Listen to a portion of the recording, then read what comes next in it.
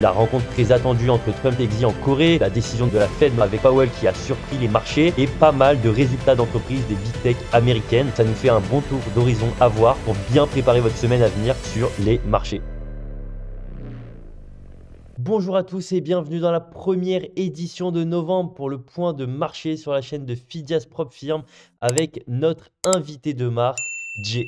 Salut Jay, comment vas-tu? Salut William, en forme? Yes, au top. Alors cette semaine, on a pas mal de choses à voir puisqu'on a eu beaucoup d'événements. On a eu la rencontre très attendue entre Trump et Xi en Corée. On a eu la décision de banque centrale de la Fed notamment avec Powell qui a surpris les marchés et pas mal de résultats d'entreprises des big tech américaines. Ça nous fait un bon tour d'horizon à voir pour bien préparer votre semaine à venir sur les marchés. Alors je te propose, Jay, de commencer par les actions américaines et les indices pour faire un point de marché de ce qu'on a vu cette semaine. Yes, alors on s'est laissé la semaine dernière justement sur la publication des chiffres de l'inflation qui étaient sortis légèrement en dessous des attentes, donc ce qui avait donné un boost au marché déjà en fin de semaine dernière. Après, dans l'attente, on avait bien sûr la rencontre Xi-Trump. Enfin, déjà, ce qui est sorti, c'est qu'à l'issue du week-end, sur la journée de dimanche, on a eu des premiers retours de ces discussions qui allaient dans le bon sens, et donc du coup, overnight, enfin, sur l'ouverture de dimanche soir, on a les marchés qui ont gapé à la hausse puisque les nouvelles étaient positives et que l'administration Trump envisageait déjà de réduire, enfin de ne pas appliquer en tous les cas les barrières douanières supplémentaires qu'ils avaient prévues. On avait des échos positifs sur le fait que la Chine allait réouvrir le robinet des terres rares. Donc c'était plutôt positif, risk on dès l'open de lundi matin. Et donc on a commencé la semaine sur des chapeaux de roue avec des marchés plutôt très positifs. Ensuite, on a enchaîné avec des résultats d'entreprise puisqu'on avait un gros cortège d'entreprises qui publiaient leurs résultats cette semaine, et notamment parmi les grandes capitalisations, notamment Meta, la société Meta qui nous a publié des résultats plutôt bons, mais dans le même temps aussi des prévisions de dépenses en capital très élevées, et donc en plus une volonté de lever des obligations afin d'assumer ces dépenses en capital. Donc ça a commencé à susciter des doutes en fin de semaine. Mais en tous les cas, sur le début de la semaine, on avait un marché plutôt très positif. Ensuite est venu Powell et la réunion, comme tu l'évoquais, mercredi, et Powell justement a surpris un petit peu le marché dans la mesure où, à l'issue de la publication des chiffres de l'inflation qui allaient dans le bon sens, le marché se disait ok, c'est bon, la Fed va nous baisser les taux deux fois, donc en octobre et en décembre. Sauf que Powell en fait a mis un petit frein à tout ça en nous expliquant que certes il baissait les taux, par contre pour décembre rien n'était certain, et l'arrêt du resserrement quantitative tightening serait pour 1er décembre et non pas novembre, ce qui a un petit peu refroidi le marché. Et donc sur la fin de la semaine, on a un marché qui a été un petit peu déçu d'une part par Powell et la possibilité que les taux ne seraient pas baissés en décembre, mais surtout par Meta qui commence à inquiéter un petit peu les gérants sur le fait que le secteur de l'IA pour l'instant ça crame beaucoup d'argent, et est-ce que les résultats vont être à la hauteur. Donc c'est un gros sujet pour l'année prochaine. Donc on a eu un petit repli hier sur les marchés actions, mais rien de méchant en tous les cas, puisque derrière dans la foulée, après la clôture, on a eu des résultats d'autres grandes capitalisations qui étaient très bons, et notamment Apple qui a rassuré les marchés, et on repart à nouveau sur un risk on aujourd'hui, et ça devrait rester positif pour les prochaines semaines. Après, ce qu'il faut noter aussi et qui est important, parce que parmi le repli d'hier,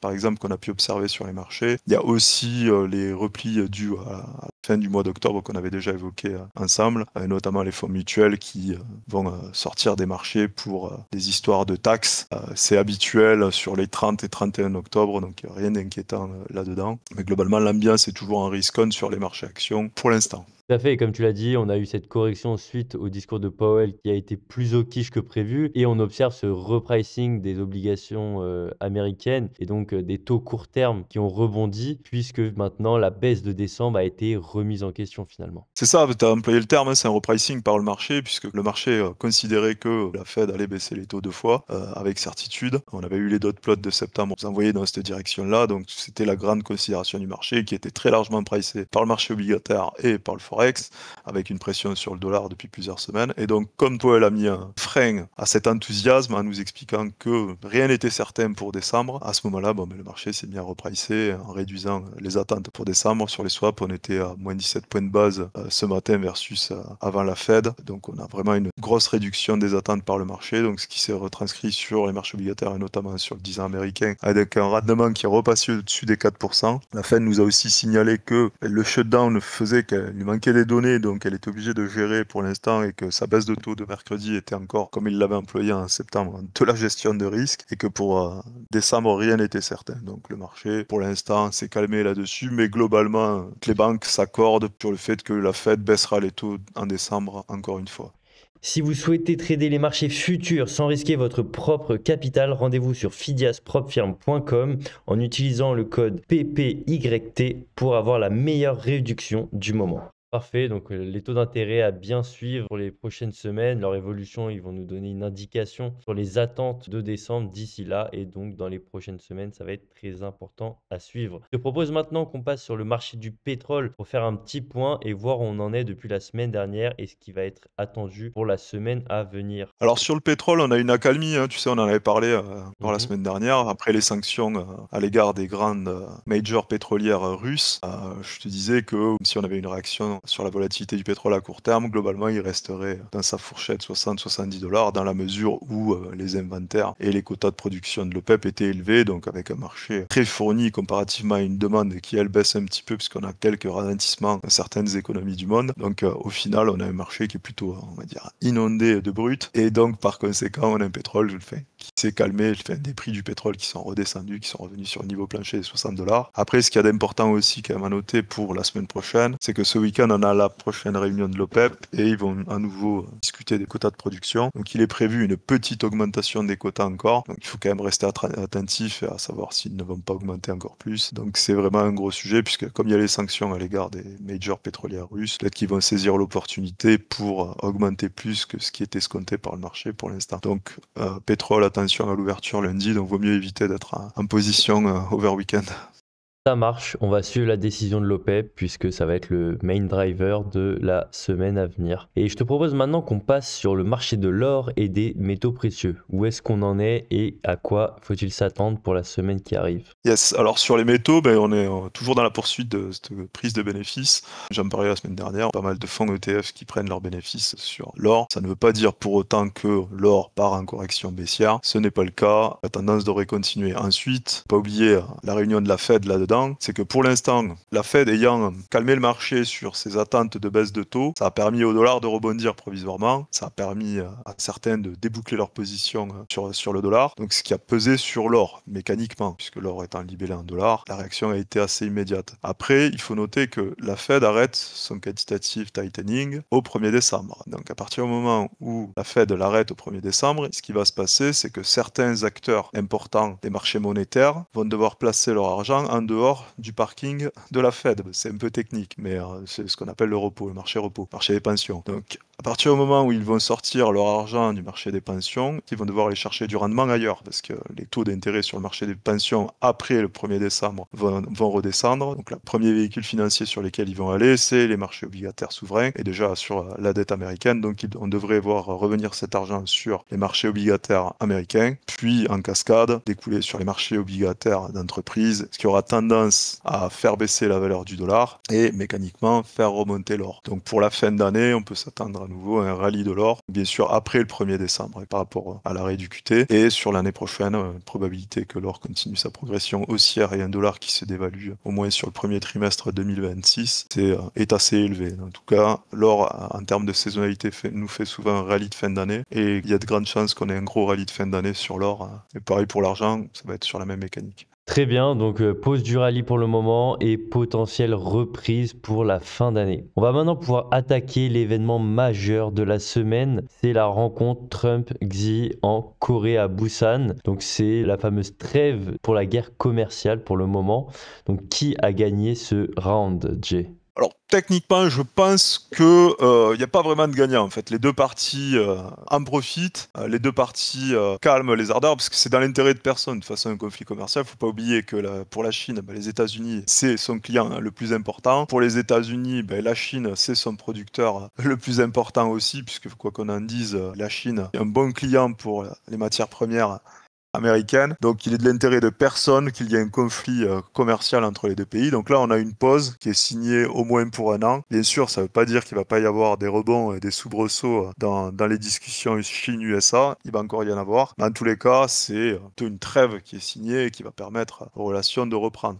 Et c'est positif et ça permet aussi aux États-Unis en parallèle, puisque c'est ce qu'ils doivent sûrement faire, de travailler sur leurs autres sources d'approvisionnement, notamment pour les minerais, les terres rares et les aimants, puisque pour l'instant, bien sûr, la Chine contrôle ce marché-là et sur un plan stratégique à long terme, c'est pas viable pour les États-Unis et c'est pas viable d'ailleurs pour les Européens non plus. C'est viable pour personne à partir du moment où la Chine a ce levier qu'elle peut employer quand elle le souhaite. De toute façon, l'administration de Trump a été assez claire là-dessus. Donc, cette trêve leur permet de continuer à travailler sur d'autres sources d'approvisionnement. Donc, je pense que les entreprises du secteur en Occident, que ce soit en Europe et aux États-Unis, devraient continuer à en profiter sur les prochains mois. Mais en tous les cas, c'est positif. Il ne faut pas oublier que ces tensions commerciales peuvent avoir des conséquences sur la croissance économique de tous les pays, pas que les pays concernés. Et donc, ça pose des difficultés à tout le monde. Donc, le fait que ça se détende, c'est plutôt positif de manière générale. Dans tous les cas, le marché a écarté son focus de cette question-là. Nickel, ça, c'est très positif. Et tu nous parlais des risques économiques liés à ces tensions commerciales. Donc ça peut être intéressant de faire le point sur l'économie américaine et les indicateurs économiques que l'on a actuellement. Qu'on peut mentionner en termes d'emploi, même si on n'a pas les données, on a quand même Bloomberg là, qui nous a fait une enquête justement sur les demandes d'allocation au chômage. Et pour l'instant, la tendance est plutôt favorable dans la mesure où, après les données de Bloomberg, on a plutôt de bonnes nouvelles du côté de l'emploi, ce qui rassure aussi. Donc là, on partirait plutôt sur un cycle de croissance avec une inflation légèrement supérieure aux attentes. Mais globalement, une économie plutôt solide et pas de destruction. Et si on regarde en termes de consommation, qui est un proxy important à regarder pour jauger de la santé économique. En termes de consommation, on n'a pas observé de baisse nette de la consommation aux États-Unis. Les ménages continuent de consommer assez largement. On va le voir avec Halloween, puisque c'est Halloween aujourd'hui. On verra dans les chiffres que ça consomme encore fortement. Donc, les États-Unis, l'économie des États-Unis se porte malgré tout plutôt bien. On a eu un léger ralentissement, mais qui est pas plus dû à de la prudence à l'égard des barrières douanières qu'autre chose, mais en tous les cas, pour l'instant, même moi, je priceais initialement un scénario de stagflation et finalement, on ne le voit pas. On ne le voit pas pour l'instant. Au contraire, pour l'instant, dans les chiffres économiques, c'est plutôt optimiste. On peut encore rester optimiste. C'est un choc particulier pour au moins le début de l'année prochaine. Ok, bon, je pense qu'on a fait le tour des plus gros points de la semaine. On va pouvoir maintenant passer sur la semaine qui arrive, les points les plus importants, les news économiques et les actifs clés à venir. Je te laisse nous détailler tout ça. Alors toujours pareil, la semaine prochaine, calendrier éco, vous le suivez, vous le surveillez. Par contre, bien sûr, sur les chiffres américains, on n'aura pas tout. On aura, je pense, au moins les postes ouverts dans les secteurs privés. Logiquement, on aura encore certains chiffres du secteur privé qui devraient permettre d'avoir une vision claire sur ce qui se passe sur l'économie américaine. Mais globalement, rien ne pouvant générer une frayeur particulière sur les marchés. On sera plutôt en tendance risk-on sur les marchés actions, avec les quelques dernières entreprises qui devront publier leurs résultats la semaine prochaine. Probabilité qu'on ait le NFP la semaine prochaine avec le shutdown. Pour l'instant, je ne les attends pas. Donc du coup, on devra se baser sur les données du secteur privé pour avoir une idée de la santé, de l'emploi aux États-Unis. Les PMI, on devrait les avoir. Ils font partie de données importantes sur la consommation des ménages, puisque c'est les directeurs d'achat. Les directeurs d'achat nous donnent une vue sur la consommation réelle. On rentre dans les périodes de forte consommation. Donc c'est surtout les chiffres qui arrivent là qui vont être importants sur le mois de novembre, qui seront digérés notamment fin novembre et début décembre pour voir comment les ménages américains ont consommé durant le mois de décembre. Après, plus largement, la semaine prochaine, qui est le nouveau mois, on devrait avoir de nouveaux achats tactiques sur le marché. Le marché ayant digéré la dernière réunion de la Fed, il est probable que la correction sur le dollar et sur le marché obligataire se termine aussi la semaine prochaine. Correction, c'est rebond technique. Rebond technique du dollar et le sell-off technique sur les obligations. Je pense que ça devrait se prendre fin la semaine prochaine. Et donc, on aura un marché qui se mettra logiquement, acheteur d'obligations souveraines qui se mettra vendeur du dollar à nouveau, acheteur de l'euro. L'euro peut faire son rebond, je pense, la semaine prochaine. Pour les marchés actions américains, une poursuite de la tendance et pourquoi pas aller taper les 7000 sur les S&P, quoi. Nice, merci Jay pour cette analyse. C'était vraiment très complet. Je pense que ça a aidé pas mal d'entre vous. N'hésitez pas à nous le dire en commentaire, ce que vous aimeriez voir également dans les prochaines éditions. N'hésitez pas à mettre un like et vous abonner à la chaîne directement. Et si vous voulez trader sur les marchés sans risquer votre propre capital, rendez-vous sur le site de fidiaspropfirme.com avec le code PPYT pour bien dire que vous venez d'ici. Et Jay, je vais te laisser le mot de la fin comme d'habitude. Ben, merci à toi et merci à ton public qui commence à être de plus en plus nombreux. Parfait, salut à tous et à dimanche prochain. Bonne semaine de trading à vous et à la prochaine.